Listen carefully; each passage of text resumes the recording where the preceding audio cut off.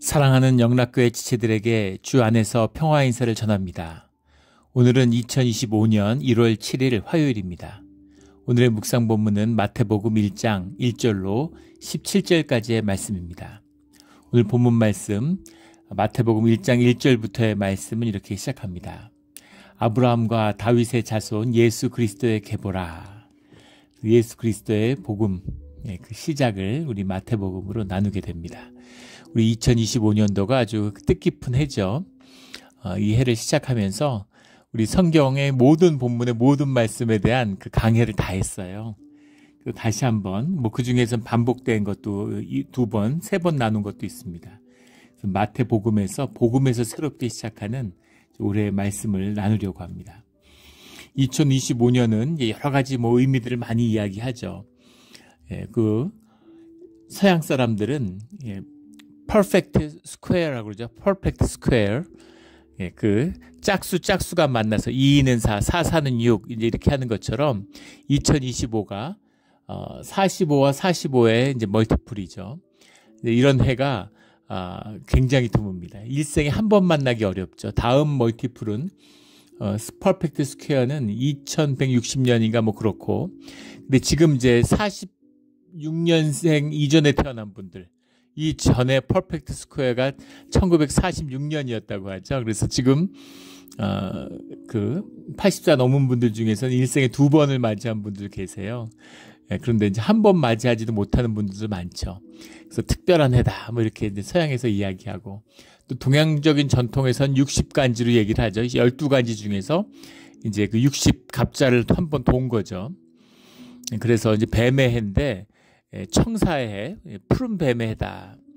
푸른 뱀이 드물죠. 그래서 그 청사의 해라는 것을 이제 굉장히 상스럽게 생각합니다. 보통 이제 그 귀인이 나오는, 의인이 나오는 그런 해다, 이런 이야기들을 하죠. 그 어떤 의미에서든 2025년을 다 각별한 의미가 있다, 이렇게 보고 있습니다. 그런데 우리는 신앙인이죠. 주님 안에서 주님이 주시는 새로운 시간이 열려야 되는, 삶의 반전이 일어나야 되는 그런 해입니다. 2025년이 삶 가운데 가장 큰 축복의 해가 되기를 주의 이름으로 축원합니다. 그런 우리 새해 2025년에 주님이 주시는 말씀은 복음이에요. 복음서의 말씀은 귀하죠. 귀하지 않은 말씀이 없겠지만 복음서의 말씀은 성경 말씀 가운데도 핵심이잖아요. 그 말씀의 시작인 복음서의 말씀을 주십니다. 우리 마태복음을 통해서 주님의 큰 은혜가 있을 줄 믿습니다. 마태복음 우리가 잘 아는 것처럼 예수가 메시아임을 보여주는 말씀이죠. 그리고 유대적인 배경을 가진 가장 전통 유대교인들을 향한, 유대교의 그런 그 뿌리를 가진 사람들을 향한 그런 초기 기독교 공동체의 복음이었다, 이렇게 이야기들을 합니다. 그 이유는 마태복음이 어느 복음서와 다르게 많은 구약 성서의 인용이 나타나고 있기 때문이죠. 뿐 아니라 마태복음의 핵심은 예수님의 긴 어떤 가르침, 강론을 계속 연달아 보여주고 있어요. 우리 5장부터 7장까지라든가 또는 24장부터 25장, 28장부터 25장까지 이어지는 계속된 강론의 내용을 다루고 있는데, 이것이 이제 모세의 율법서인 5부분의 가르침이 모세의 율법서의 5권의 책을 본따서 했다, 이제 이렇게도 이야기합니다. 근데 그것보다도 오늘 특별히 마태복음에서는 이 족보의 이야기로, 1장 1절의 말씀은 족보의 이야기로 시작되고 있다는 겁니다. 아브라함과 다윗의 자손 예수 그리스도의 계보라. 계보라고 해석했는데 게네세오스라는 말입니다. 게네세오스라는 게 이제 기노마이라는 말에서 왔죠. 기노마이라는 말이 이제 오리진, birth 영어로 이렇게도 해석하는데, 제네시스, 제너레이션이죠. 그래서 역사라는 뜻도 되고, 탄생이라는 의미도 되고, 족보라는 의미도 됩니다. 또 우리 예전에 창세기 나눌 때 창세기의 핵심이 족보죠. 우리 한국 사람들이 유대인하고 비슷하다 그러잖아요. 아시아의 유대인이다, 이렇게들 얘기를 하는데, 물론 많은 고난의 역사가 있기 때문이고, 여러 가지 이제 비슷한 점들이 많죠. 근데 그 중에 하나 또 특이한 것이 족보를 가지고 있다는 겁니다. 족보 누구나 다 있는 거 아니야 싶은데, 족보를 가진 민족은 한민족하고 유대민족밖에 없어요. 족보를 중시하는 거죠. 족보를 얼마나 중시하는가. 우리 유교 문화와 전통 문화의 핵심이잖아요. 복음제사 젖빙갱 뭐 이렇게 얘기를 하죠. 손님을 대접하는 거하고 이제 제사를 모시는 거. 제사를 모신다는 게 족보를 지킨다는 거잖아요. 이걸 가장 핵심적인 가치로 삼았던 이제 그런 민족이죠. 독특하게 족보를 중시해요. 성경에서 말하고 있는 이 족보의 의미라고 하는 것에는 다른 의미가 있죠. 주님, 내가 누구인가에 대한 고백이 족보의 한 측면이라면 그 정체성의 주체가 주님이시라는 것이 이제 성경의 특징이죠. 그래서 주님이 허락하신 그 구약이라고 하는 것이 물질 세계에 대한 기원을 설명하는 것이라고 하면 이제 이 신약의 초점은 그 영적인 기원을 이제 설명하고 있다 이렇게 볼 수 있겠죠. 그래서 계보다 예수 그리스도의 계보다 그러니까 이 의미 뭐겠어요? 예수님이 다윗의 후손이라고 예언되었던 아브라함의 후손이고 다윗의 후손이다. 이사야에 선포된 이 땅에 메시아가 오시는데 그러니까 다윗의 왕위에서 나올 것이다. 다윗의 뿌리, 이새의 뿌리에서 나온다라고 할 때 그것이 성취되었다라는 의미죠. 이 의미가 유대인들에게는 아주 각별한 것이죠. 이 족보의 의미가 갖는 것은 이제 첫 번째는 언약의 후손이다라는 의미가 있을 수 있겠죠. 아브라함은 언약이잖아요. 아브라함이 언약을 받았고 그 언약을 성취해가는 과정 가운데 있죠. 주님이 그 언약을 이루어가는 과정 가운데 있습니다. 그래서 언약의 후손이다. 예수 그리스도가 아브라함의 언약을 받는 그 언약의 후손으로서 언약을 이루어주기 위해서 우리에게 오셨다. 하나님의 여호와 하나님의 언약의 성취다. 그런 의미가 들어있고 두 번째는 오늘 6절에도 나오지만 다윗 왕을 낳으니라. 다 다윗이라고 하는데 다윗은 다윗 왕이라고 써요. 이 왕이라고 하는 것은 그 유대인들에게는 더 큰 의미가 있죠. 왕은 메시아의 대망을 담고 있는 겁니다. 메시아의 대망을 담고 있다는 게 뭐겠어요? 왕이라고 하는 것이 그냥 왕이 아니죠. 왕권을 세웠다는 의미가 아니라 하나님의 이 땅에 임한 하나님의 나라 그 가운데 하나님이 세운 그런 왕이 있다는 겁니다. 그래서 그는 제사장이고 동시에 왕이죠. 샤먼 킹이에요. 왕 같은 제사장. 오늘 우리의 부르심이죠. 그것을 표상하고 있는 그것이 다윗입니다. 그래서 메시아의 의미죠. 그리고 다윗의 왕궁이 무너진 다음에는 왕을 못 가졌잖아요. 물론 이런 식민지 왕국의 왕을 세웠지만 그런 왕을 의미하는 것이 아니죠. 진정한 신성한 왕, 그 제사장으로서의 왕, 다윗의 왕위가 회복되기를 바라는 그 염원, 메시아의 염원을 담고 있는 그 의미가 이 왕권의 의미죠. 다윗의 후손이기도 하다라는 겁니다. 그 다음에 또 다른 중요한 의미는 이스라엘의 대표성을 가지고 있다. 그러니까 아브라함의 후손들이잖아요, 모두가. 그런데 그런 예수 그리스도가 민족의 전체, 제2의 아담으로 오신 그런 그 주님의 인류의 대표성을 주님이 가지시는 거죠. 그래서 주님의 대속이 인류를 향한 대속의 의미를 갖게 되는 겁니다. 구속의 뜻을 갖게 되는 것처럼 이스라엘의 대표성을 갖고 있다라는 것을 말씀하고 있는 것이죠. 그래서 오늘 족보의 의미가 나옵니다. 족보라고 하는 것은 누가 누구의 자식인가를 밝히는 거잖아요. 그래서 그가 왜 사랑받는가의 의미를 밝히는 뜻이기도 합니다. 이게 족보의 뜻이에요. 왜 노아가 사랑받았을까? 왜 이삭이 사랑받았을까? 왜겠어요? 아브라함의 자손이기 때문입니다. 내가 왜 사랑을 받지? 아버지한테? 자식이기 때문이죠. 아들은 아버지의 사랑을 받게 되는 겁니다. 내가 무슨 자격이 있어서, 내가 뭘 갖춰서, 내가 사랑받을 만해서 사랑을 받는 것이 아니라 아들이기 때문에 사랑한 거죠. 이것이 주님이 우리를 부르시는 구속의 참된 의미입니다. 우리가 뭘 하고 말고 할 게 없어요. 자식은 부모의 사랑을 받는 겁니다. 사랑하기 위해서 만드셨고 사랑하기 위해서 우리를 부르셨죠. 이게 족보의 의미예요. 제 친구 목사님 한 분이 계신데, 그분이 이제 중고등학교 이럴 때 청소년기에 굉장히 이제 말썽장의 아들이었답니다. 근데 제 아버지는 이제 장로님이시고 아들은 목사가 됐으니까. 근데 그 부자지간이 그렇게 참 사이가 좋고 좋을 수가 없어요. 그래서 같이 식사를 하면 이런 아버지와 아들이 있을까 싶어서 정이 뚝뚝 흐릅니다. 그렇게 화목하고 좋은 부자지간이 됐는데, 근데 지금은 그렇지만 성장기에는 진짜 부자 관계가 힘들었다는 거예요. 본인이 가출을 여러 번 했는데 참 기가 막힌 얘기죠. 아버지 입장에서 어떻겠어요. 진짜 마을상장의 아들이었다는 거죠. 그런데 집을 나갔다는 게 중요한 게 아니라 돌아왔다는 게 중요한 거죠. 탕자의 비유에 나오는 것처럼 회복이 중요한 겁니다. 그래서 아버지와 아들로서의 관계가 회복된 게 중요하죠. 그 목사님도 아들 하나 낳았는데, 본인도 외동아들이고 아들 하나를 낳았는데 그 아들도 말썽장인 거죠. 굉장히 속색이는 거예요. 근데 그 아들을 볼 때마다 아유 그래도 쟤는 가출은 하지 않는구나. 가출을 안 하는 것만 해도 얼마나 고마운지 모르겠대요. 그리고 가출을 하면은 부모 마음이 어떻겠어요. 예. 참 못할 짓을 하고 부모의 가슴에 못을 박았구나 이런 마음이 든다고. 아버지는 그때 어떤 마음이었을까.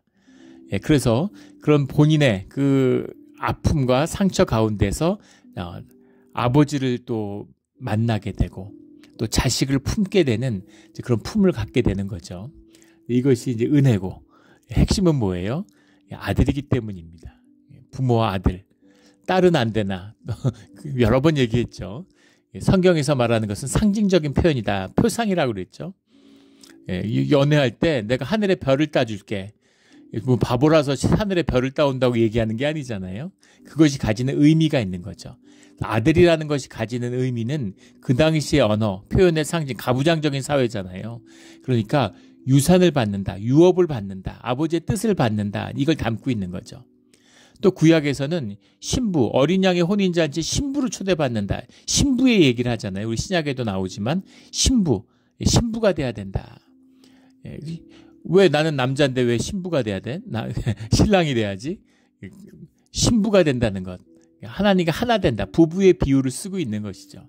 아들이 된다라는 건 아버지의 유업을 받는, 아버지의 꿈과 뜻을 받는 그런 자녀가 된다라는 의미를 담고 있는 거죠. 이것이 계보입니다. 예수 그리스도의 계보라. 메시아의 계보가 있다라는 거죠. 그러니까 우리는 이게 메시아의 계보라는 것이 이제 좀 이렇게 강하게 다가오지 않는데 유대인들에게서는 이게 너무 크고 절대적이고 아마 이 계보라는 것만 봐도 큰 위로와 이 자체가 구원과 구속의 의미를 갖는다는 것을 알게 되는 것이죠. 그리고 이 복음서가 쓰여질 때 지금부터 2000년 전의 때를 생각해 보세요. 유대인 디아스포라 가운데서는 이 마태복음의 의미가 정말 각별하고 새로웠겠죠. 그리고 그 말씀이 통하는 그대로 그 말씀의 뜻은 유대의 회복과 구원의 뜻이 담겨 있는 겁니다. 이스라엘의 회복의 뜻이 담겨 있어요. 그런데 이 이스라엘의 회복의 뜻이 담겨 있다고 하는 의미가 유대 민족을 구원하겠다는 얘기가 아니죠. 유대 민족을 써서 인류를 구원하겠다. 모든 열방을 구원하겠다라고 하는 그런 주님의 부르심의 뜻인 것이죠. 그것이 오늘 말씀 가운데 나오는 다말, 라합, 룻, 그리고 우리아의 아내라고 나오는 밧세바죠. 마리아, 5명의 여인의 이름이 족보에 나옵니다. 이 족보는 17절에 보면은 그런즉 모든 대수가 아브라함으로부터 다윗까지 14대요. 다윗부터 바벨론으로 사로잡혀 갈 때까지 14대요. 바벨론으로 사로잡혀 간 후부터 그리스도까지 14대더라. 14. 그래서 42대를 이야기하고 있습니다. 근데 이 42대를 보면 비는 대수가 많죠. 우리 8절에 보면 요람은 우시아를 낳고 그런데 요람과 우시아 사이에 아하시아, 요아스, 아마샤 이제 이런 왕들의 3대가 빠져 있어요. 또 뒤에 보면 요시아 이후에 요호아스나 여호와김, 시드기야 이런 왕들의 이름들이 생략되어 있습니다. 그래서 왕들이 이제 시원찮기 때문에 빠졌다 이런 얘기도 있는데 그렇게 보자면 10절에 히스기야는 므낫세를 낳고 므낫세는 히스기야는 정말 그 의로운 왕, 선한 왕의 대표주자라면 므낫세는 악한 왕의 대표주자잖아요. 유대 왕조 중에.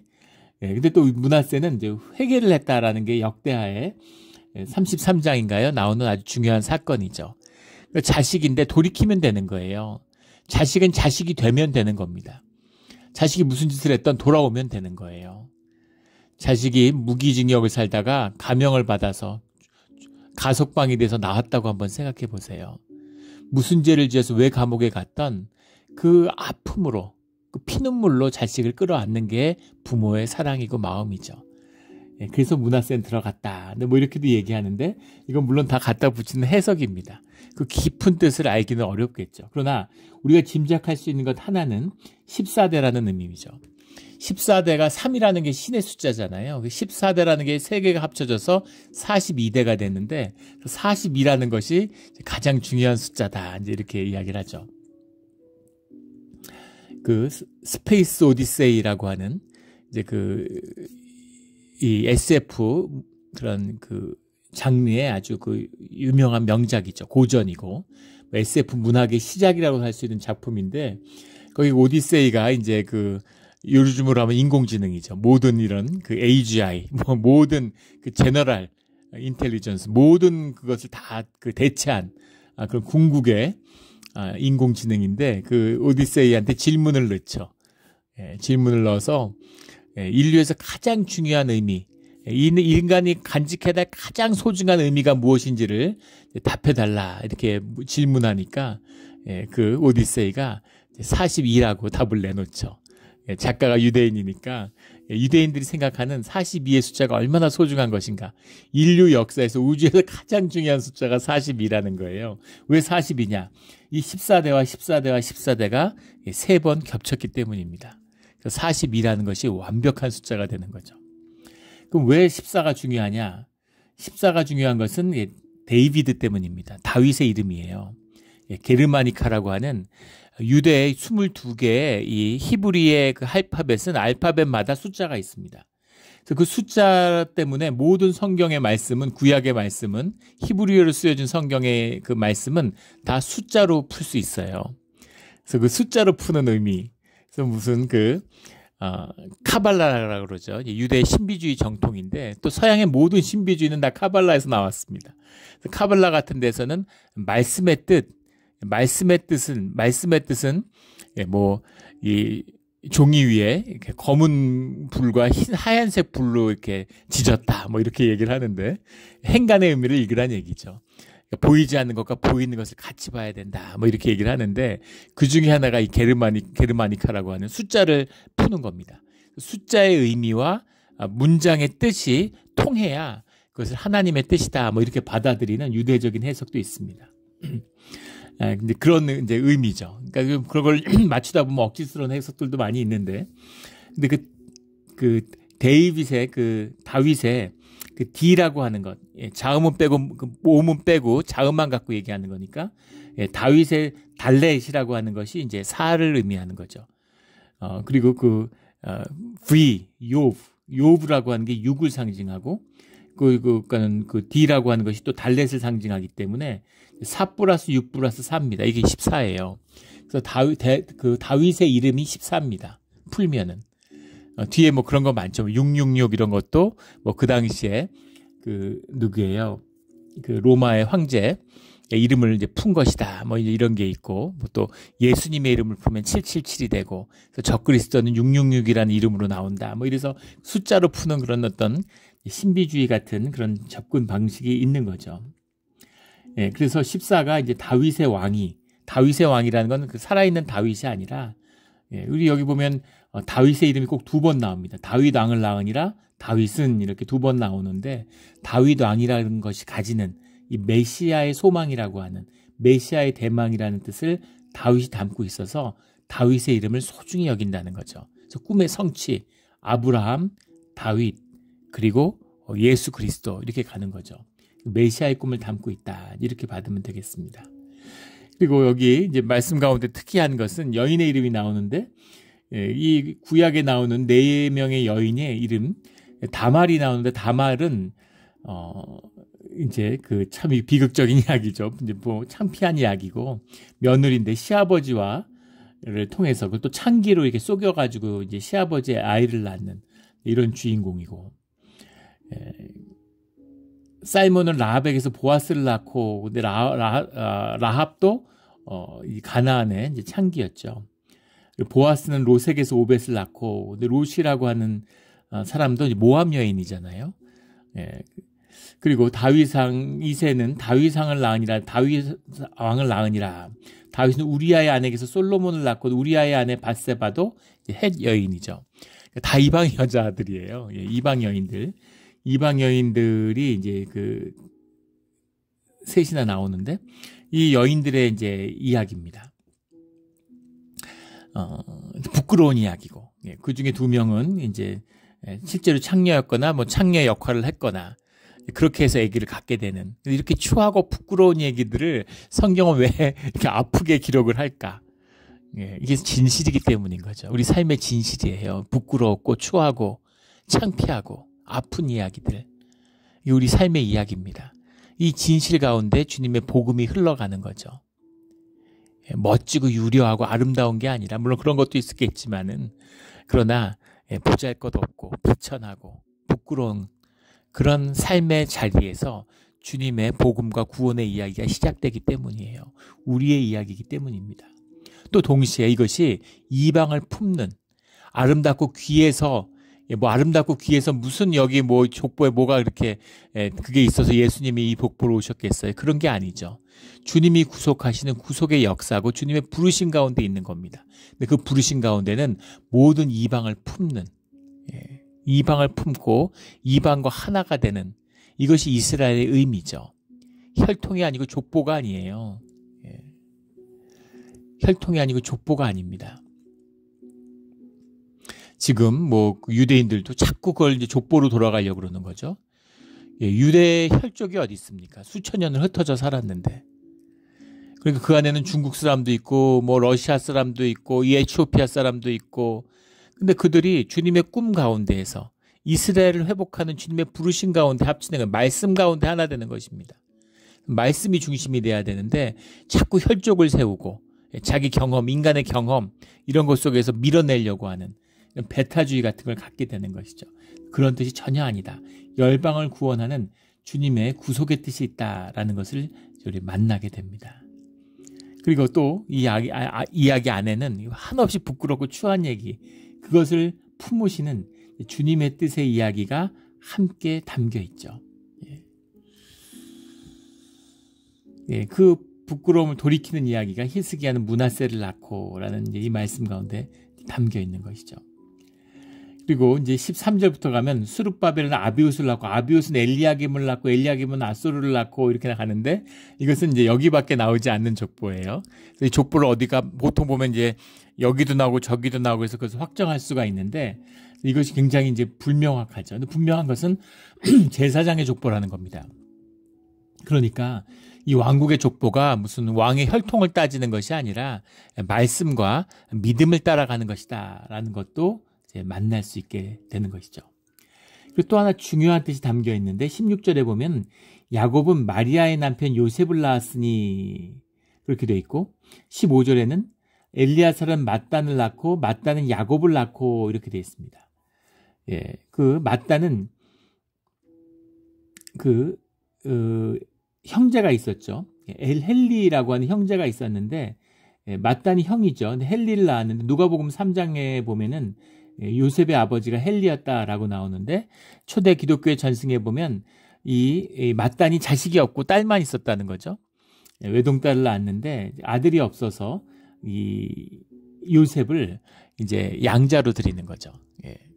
그렇게 해서 이제 대를 이었다, 족보를 이었다, 이제 이런 겁니다.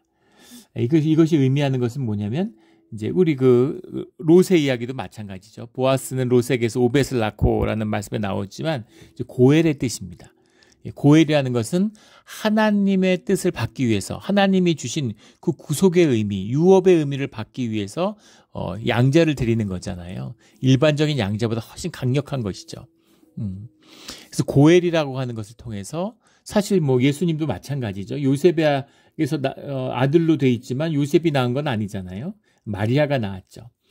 그런데 그런 이 고엘의 의미, 주님의 유업을 받는, 주님의 뜻을 품은 자가 상속자가 되는 거죠.